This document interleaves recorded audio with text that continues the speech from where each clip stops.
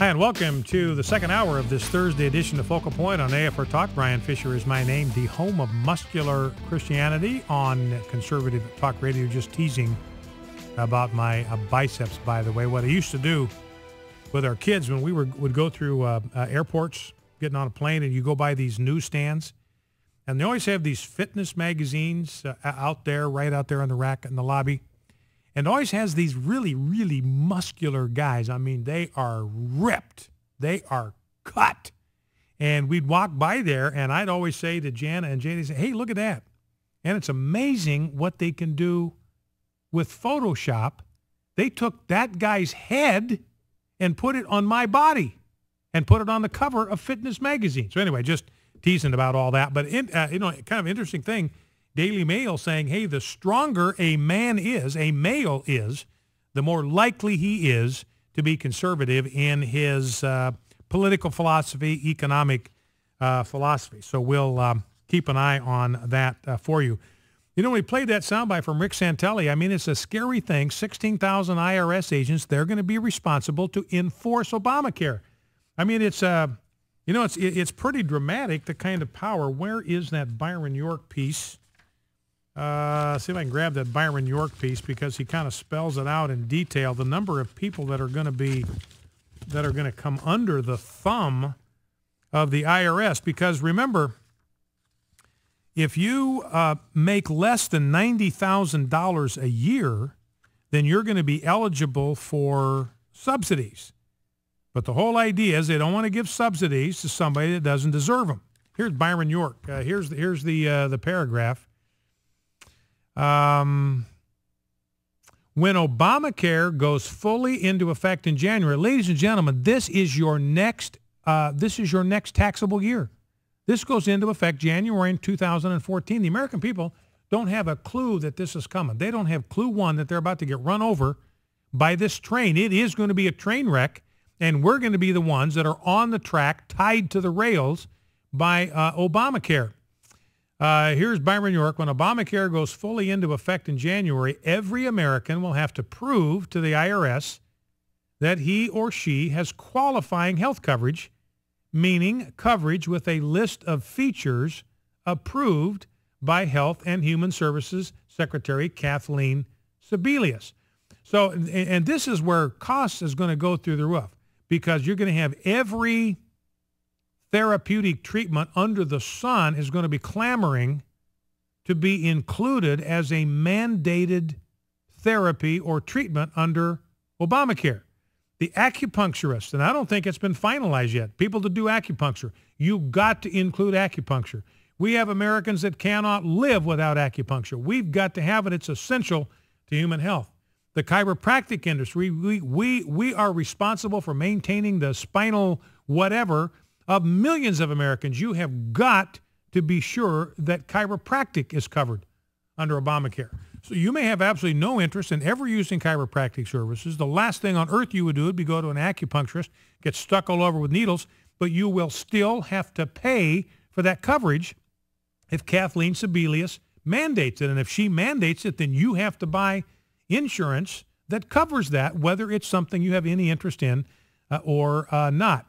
Now, the way this will be done, this proof to the IRS, is that you will have to submit a document to the IRS. So you're going to get another tax form you're going to have to turn in next year. The IRS will also decide who is and is not eligible for Obamacare subsidies.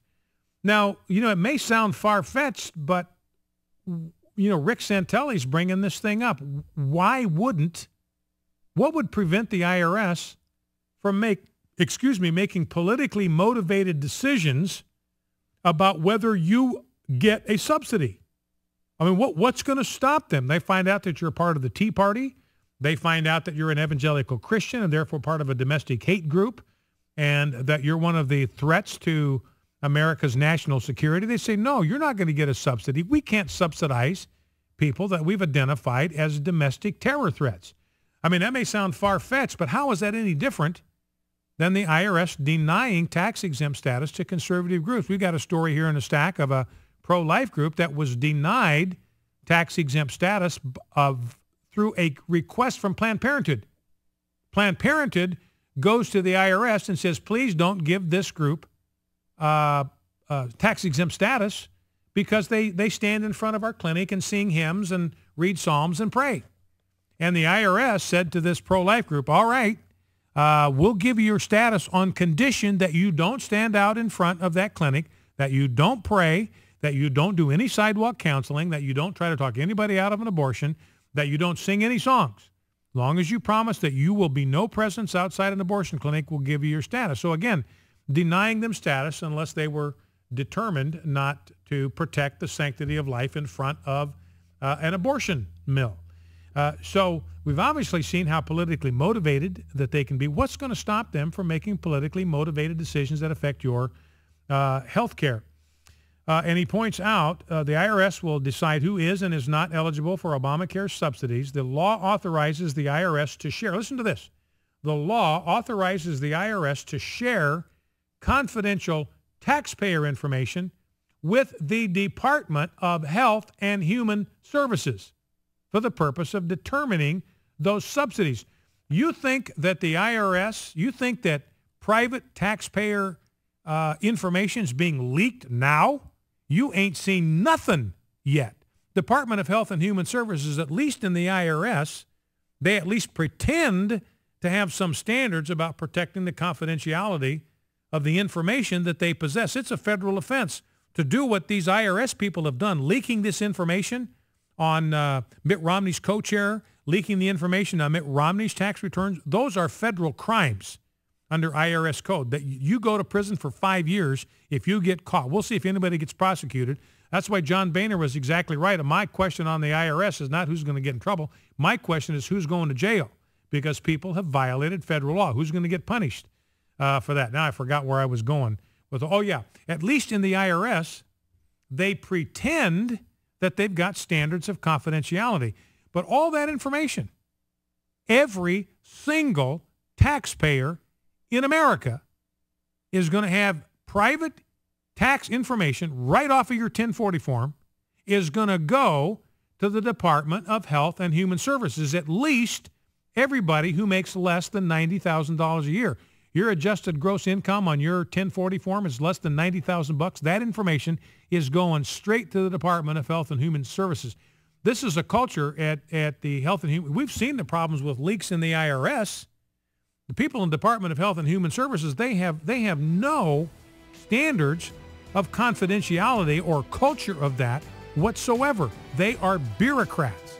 They have this information. It's going to be available for a price or for political reasons. And we're going to see this flood of this private taxpayer information now released to hostile sources. So this thing is a total absolute nightmare. He goes on to say, in addition, the IRS will keep track of even the smallest changes in Americans' financial condition. Did you get a raise recently? You need to notify the IRS. It might affect your subsidy status. Have your hours been reduced? Notify the IRS. Change jobs? It's the same. Now, you've got to keep the IRS up to date on your financial status, or you will incur penalties, which the IRS will collect by withholding income tax refunds. Even if you misproject your income for the coming year, could get a penalty. Back in 2.